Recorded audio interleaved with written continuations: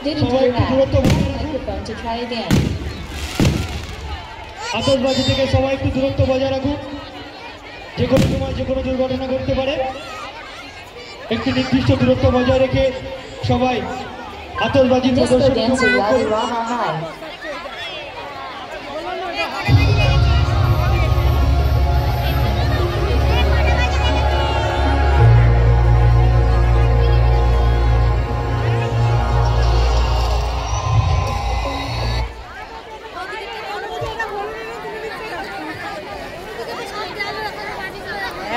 তারপরে ওই সোনা দৌড়ালো বলেটা হয়নি।